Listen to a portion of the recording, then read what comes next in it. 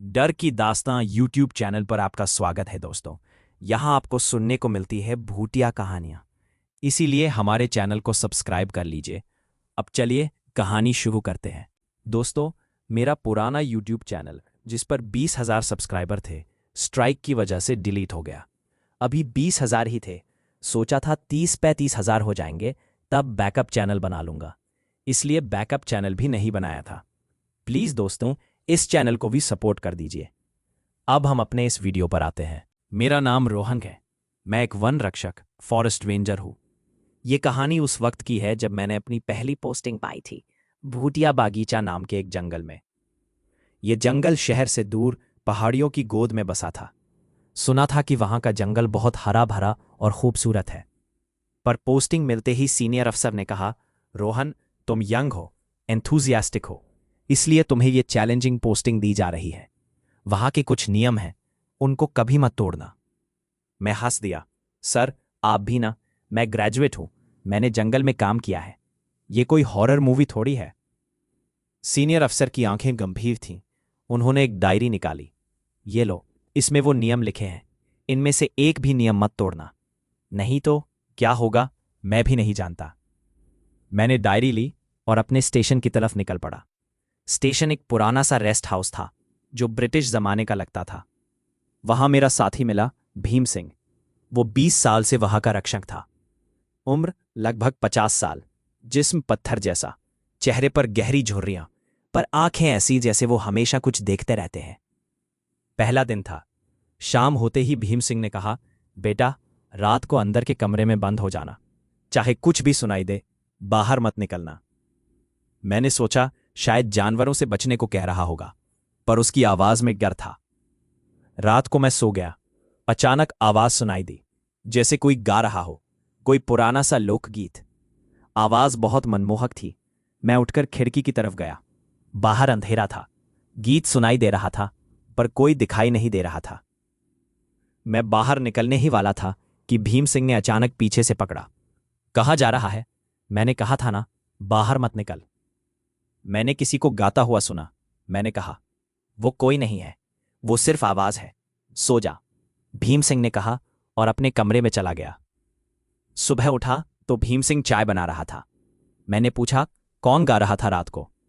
भीम सिंह ने कुछ देर सोचा, फिर बोला, वो इस जंगल की रामी है। वो रात को आती है और अपना गीत गाती है, कोई उसे देखेगा नहीं। रूल नंबर 3 है ये। मैंने डायरी खोली। सही कहा, रूल नंबर 3 था, रात को सुनाई देने वाली आवाज पर ध्यान मत दो, कभी उसे ढूंढने की कोशिश मत करना। दिन भर काम करते हुए मैंने डायरी के नियम पढ़े। कुछ अजीब नियम थे। कभी अकेले जंगल मत जाओ, हमेशा दूसरे रक्षक के साथ रहो। 2, जंगल में कभी अपना नाम पुकार कर मत बुलाओ। 3, रात को सुनाई देने वाली आवाज पर ध्यान मत दो। 4, जंगल में मिलने वाले किसी भी आदमी से बात मत करो जो सफेद कपड़े पहना हो। 5, अगर कोई पेड़ आपको अपनी तरफ बुलाए, उसे नजरअंदाज करो। 6, हर फ्राइडे को जंगल के बीच वाले पीपल के पेड़ के नीचे एक बाउल में दूध रखना होगा। 7, किसी भी जानवर को कभी मारना नहीं, चाहे वो कितना ही खतरनाक क्यों ना हो। 8, अगर आप रात को किसी बच्चे को रोते हुए सुनो, वहां से तुरंत चले जाओ। 9, जंगल की कोई भी चीज घर मत लाओ। 10, आखिरी और सबसे जरूरी नियम, कभी जंगल के अंदर वाले तालाब में मत नहाओ। मैं हंसने लगा। ये क्या बकवास नियम थे, शायद किसी ने मजे में लिख दिए थे। कुछ दिन बीत गए। मैं इन नियमों का पालन करने लगा, पर एक दिन मैं अकेला था। भीम सिंह गांव गया हुआ था। मुझे लकड़ी काटने के लिए जंगल जाना था। मैंने सोचा, क्या होगा अकेले जाने से, मैं एक ट्रेन रेंजर हूं। मैं चला गया। जंगल घना था, हवा में एक अजीब सी खुशबू थी। मैं अंदर तक गया। अचानक मुझे एक झुंड दिखाई दिया।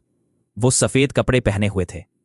मुझे रूल नंबर 4 याद आया, जंगल में मिलने वाले किसी भी आदमी से बात मत करो जो सफेद कपड़े पहना हो। एक बुढ़िया ने मुझे देखा और हंसकर हाथ हिलाया। मैं वापस हाथ हिलाने ही वाला था कि अचानक उसकी आंखें लाल हो गईं। उसने अपना मुंह खोला और उसके अंदर से कोई भयंकर आवाज निकली। मैं घबराकर वहां से भाग गया। पीछे मुड़कर देखा तो कोई नहीं था, वो लोग गायब हो गए थे। जब मैं वापस स्टेशन पहुंचा तो भीम सिंह बहुत गुस्से में था। तूने नियम तोड़ा, मैंने कहा था ना। मैंने उसे वो सफ़ेद कपड़े वालों के बारे में बताया। भीम सिंह का चेहरा फैल गया। वो लोग थे ही नहीं रोहन, वो सिर्फ भूत हैं। वो उन लोगों के भूत हैं जो इसी जंगल में खो गए थे। अगर तू उनसे बात कर लेता तो वो तुझे भी अपने साथ ले जाते। उस दिन के बाद से मैं थोड़ा सा डर गया, पर फिर भी मेरे मन में सवाल उठ रहे थे। क्या सच में कुछ सुपरनैचुरल था?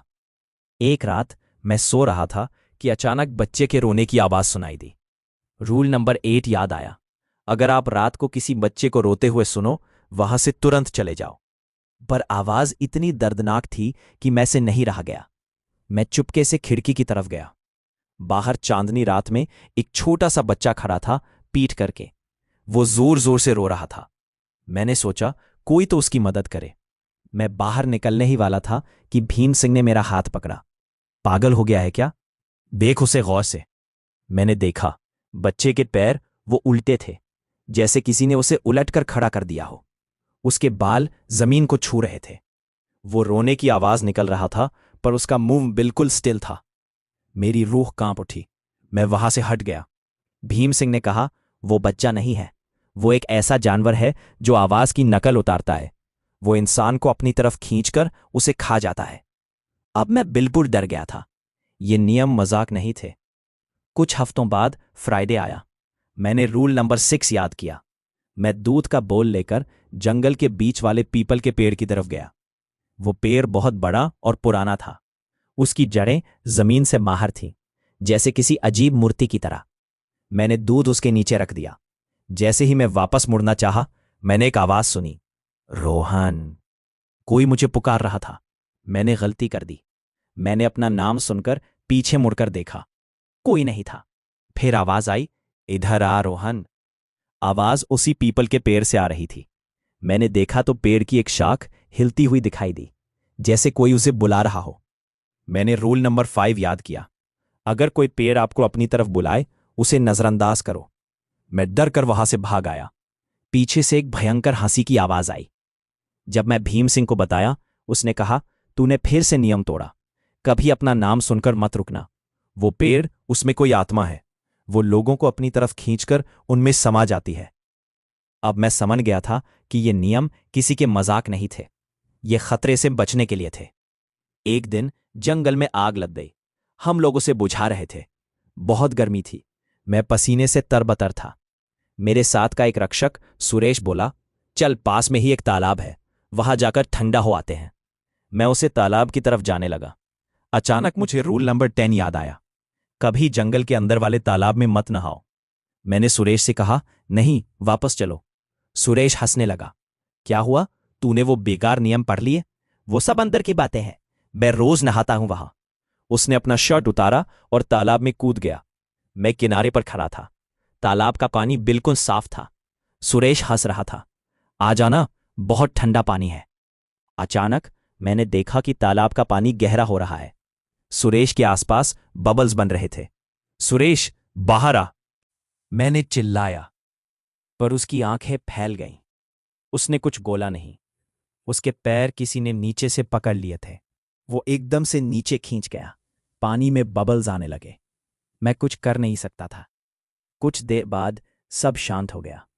तालाब फिर से बिल्कुल साफ दिखाई दे रहा था, जैसे कुछ हुआ ही नहीं हो। मैं डर कर वहां से भाग आया। जब भीम सिंह को पता चला तो वो रो पड़ा। मैं उसे बचाने नहीं जा पाया। उसे भी मैंने यही समझाया था, पर उसने नहीं माना।